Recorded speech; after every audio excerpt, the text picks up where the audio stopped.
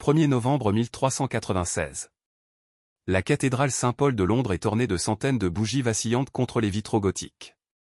L'orgue résonne dans les nefs tandis qu'un cortège royal progresse dans l'allée centrale. Pourtant, il ne s'agit pas d'une cérémonie ordinaire, il s'agit du mariage d'une enfant de 6 ans. Isabelle de France, la plus jeune princesse d'Europe, se dirige vers l'autel où l'attend Richard II, roi d'Angleterre âgé de 29 ans. Vêtue de tissu doré qui frotte contre le sol en pierre, la jeune fille porte difficilement le poids de sa minuscule couronne. Dans quelques instants, elle sera proclamée reine d'Angleterre, finalisant ainsi une alliance politique qui changerait le cours du destin de 2 nations.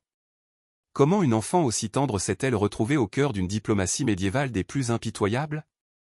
Pour comprendre l'histoire tragique d'Isabelle, il faut remonter dans la France du XIVe siècle, où le royaume était hanté par la folie royale. Isabelle naquit le 9 novembre 1389 au Palais du Louvre, elle était la fille de Charles VI de France et d'Isabeau de Bavière. 4e fille, elle naquit dans une période tumultueuse qui allait façonner sa vie. Son père, Charles VI, dit Charles le Fou, souffrait d'épisodes de folie dès l'âge de 24 ans. Lors de ces crises, le roi Charles ne reconnaissait ni sa femme ni ses enfants, se croyait fait de verre et susceptible de se briser au moindre contact, ou se précipitait dans les couloirs du palais en criant que des ennemis invisibles le poursuivaient. La France se retrouva en plein désarroi, les régents se disputant le pouvoir tandis que le véritable roi restait prisonnier de son propre esprit. La mère d'Isabelle, Isabeau de Bavière, était tout aussi controversée. Ambitieuse et impitoyable, elle exploita la maladie de son mari pour s'emparer du pouvoir et amasser des richesses. Les récits historiques décrivent Isabeau de Bavière comme une femme aux tendances dissolues, négligeant souvent ses enfants au profit de ses relations. Pour elle, ses filles étaient des pions stratégiques dans le jeu politique européen, censés consolider les alliances par des mariages arrangés. La jeune Isabelle grandit au milieu des intrigues de palais et des bouleversements politiques, la France étant ravagée par la guerre de 100 ans contre l'Angleterre, les conflits internes entre Armagnac et Bourguignon, et les répercussions de la folie royale. Les circonstances tumultueuses des crises de son père et les calculs froids de sa mère laissèrent de profondes cicatrices dans le psychisme d'Isabelle, qui resteront toute sa vie. En 1396, alors qu'Isabeau avait à peine 6 ans, une opportunité diplomatique se présenta qui allait irrévocablement changer son destin. Richard II d'Angleterre, en quête de paix après des années de guerre avec la France, saisit l'occasion de renforcer son pouvoir interne. Ayant besoin d'un mariage politiquement et financièrement stable après la perte de sa première épouse, Anne de Bohême, les Anglais cherchèrent une alliance. Les conseillers français, menés par le duc de Bury, y virent une opportunité prometteuse. Ils proposèrent l'union d'Isabelle et de Richard, offrant une dot colossale de 800 000 livres et une trêve de 28 ans. Pour la France, épuisée par la guerre, c'était une occasion unique d'acheter la paix au prix du sacrifice d'un enfant. Les négociations, qui durèrent des mois, se déroulèrent comme des transactions commerciales, les ambassadeurs français et anglais discutant des conditions comme si Isabelle était du bétail vendu au marché. Malgré son jeune âge, même selon les normes médiévales, sujet à débat, certains conseillers anglais suggérèrent d'attendre ses 12 ans, âge approprié pour consommer le mariage. Cependant, Richard II était impatient, désespéré, de conclure une alliance. En 1396, il fut confronté à des soulèvements internes, à des difficultés financières et à la crainte persistante d'être évincé. Les questions financières et la paix extérieure prirent le pas sur les inquiétudes concernant l'âge de la mariée. En octobre, un accord fut conclu, Isabelle de France serait envoyée en Angleterre en offrande politique, un enfant offert sur l'autel des négociations royales. La famille française fit ses adieux à Isabelle dans un spectacle grandiose destiné à impressionner les envoyés anglais. Le roi Charles VI, dans un de ses moments de lucidité, bénit sa fille en larmes. Isabeau de Bavière, en revanche, fit preuve de son détachement habituel, considérant la séparation comme une transaction réussie. La jeune Isabelle ne saisit pas pleinement la situation. Pour elle, le voyage en Angleterre était une aventure passionnante, peut-être temporaire. Elle n'emporta avec elle que quelques jouets, ses poupées préférées et un petit chien qui l'avait accompagnée au Palais du Louvre. Elle était accompagnée d'un important groupe de nobles français, de serviteurs et d'un garde chargé de protéger le trésor transporté. Le voyage de Calais à Londres s'étendit sur plusieurs semaines, chaque ville anglaise organisant de grandioses cérémonies en son honneur. Les autorités locales rivalisaient pour offrir les réceptions les plus somptueuses à la future reine, mais Isabelle, bouleversée par l'opulence excessive et souvent en larmes, exprimait fréquemment son désir de rentrer chez elle. À son arrivée à Londres, Richard II organisa un mariage qui rivalisait avec toutes les cérémonies royales de l'époque. La cathédrale Saint-Paul était ornée d'étoffes françaises et anglaises, entrelacées, symbolisant l'unité des deux royaumes. Des milliers de bougies importées de France éclairaient la scène, tandis que des chœurs chantaient en latin et en français. Le spectacle visait non seulement à impressionner ses sujets, mais aussi à montrer au monde que l'Angleterre avait obtenu la paix grâce à la diplomatie. Richard II se présentait comme un marié réticent mais déterminé. À 29 ans, il était considéré comme l'un des hommes les plus raffinés d'Europe, passionné d'art et de littérature. Son profond attachement pour sa première épouse rendait l'idée d'épouser un enfant embarrassante pour lui, mais les impératifs politiques l'emportaient sur ses sentiments personnels. Durant la cérémonie, Isabelle se montra timide, apparemment intimidée par l'ampleur de la cérémonie. L'archevêque de Canterbury dut se baisser pour lui passer l'anneau au petit doigt tandis qu'elle scrutait la foule à la recherche de visages familiers disparus. Lorsqu'elle fut proclamée reine d'Angleterre, elle ne manifesta aucune joie, mais plutôt de la confusion et une appréhension croissante. Les premiers jours d'Isabelle à la cour d'Angleterre furent préservés par sa jeunesse.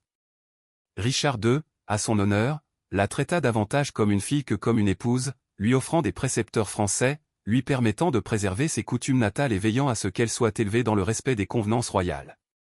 En septembre 1399, Isabelle, une jeune reine de 10 ans, résidait dans des appartements du palais de Westminster et un manoir, servi par des domestiques exclusivement soucieux de son bien-être. Cependant, la tranquillité de son existence fut violemment perturbée lorsque Richard II, confronté à une rébellion menée par Henry Bolingbroke, fut déposé puis assassiné au château de Pontefract. Isabelle, bien que jamais véritablement mariée, se retrouva veuve. La mort de Richard II posa un problème politique à l'Angleterre. Isabelle était une reine légitime, mais le mariage non consommé et l'absence d'héritier compliquèrent la situation. De plus, la dot de 800 000 livres était déjà épuisée, rendant difficile son retour en France. Henri IV, le nouveau roi d'Angleterre, envisagea initialement de retenir Isabelle comme prisonnière d'or, dans l'espoir de l'utiliser pour de futurs pourparlers diplomatiques avec la France. Au lieu de cela, elle a été détenue dans un lieu confortable au château de Havering, où elle a passé 3 ans à s'efforcer d'obtenir sa propre libération. Une correspondance larmoyante adressée à des proches français révèle une jeune fille qui avait dépassé son âge en raison des difficultés. Dans une lettre à son père, elle écrivait « Je vous écris en pleurant, car je suis retenue captive ici, loin de tout ce qui m'est cher, sans perspective de libération. » Ces supplications finirent par éveiller la compassion de Charles VI, le poussant, dans des moments de lucidité, à ordonner le retour immédiat de sa fille. En 1401, après de longues discussions diplomatiques, Isabelle retrouva la France.